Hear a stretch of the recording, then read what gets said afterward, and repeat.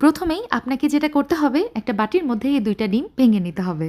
তারপরে দিয়ে দিবেন তার সাথে ২টা শুকনা মরিচ, আরও লাগবে হচ্ছে কতগুলো গোলমরিচ, মানে আস্ত গোলমরিচ আর কি। তার সাথে দিয়ে দিবেন ৪ কোয়া রসুন। ব্যাস হয়ে গেছে। এই বাটিটা এখন সরাসরি নিয়ে যাবেন চুলাতে এবং পানির ভাপে স্টিমারের ওপরে এই বাটিটা বসিয়ে দিবেন। অনেকে চিন্তা করছেন আমার মাথা ঠিক আছে নাকি? একদম ঠিক আছে আমার মাথা। মানে নামি দামি একটা রেসিপি শেয়ার করতে যাচ্ছি আপনাদের সঙ্গে, দেখতে থাকুন, ইনশাল্লাহ কাজে লাগবে। ১৫ মিনিট ভাপিয়ে নেওয়ার পর চুলা থেকে আমি বাটিটা নামিয়ে নিয়েছি। রুম টেম্পারেচার আসছে যখন, এই ডিমটা আমি ব্লেন্ডার জারে দিয়ে দিলাম। সাথে ১ টেবিল চামচ সয়া সস, ১ টেবিল চামচ white vinegar, cooking oil ৪ table চামচ, সাথে ব্যবহার করেছি চিনি ১ চা চামচ, লবণ ১ চা চামচ, সাথে আরও দিয়ে দিলাম লেবুর রস, এখানে ১ টেবিল চামচ আছে।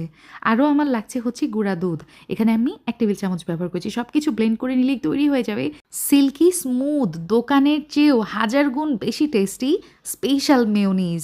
এবং এই মেয়োনিজটা আপনি যে কোনো স্ন্যাক্স তৈরিতে ব্যবহার করতে পারেন, যেমন স্যান্ডউইচ তৈরিতে ইউজ করতে পারেন, বার্গার, পিৎজা, পাস্তা, মোমো, মানে সব কিছুতে ইউজ করতে পারেন। আলহামদুলিল্লাহ খেতে হয় অনেক অনেক মজার। আল্লাহ হাফেজ, আসসালামু আলাইকুম।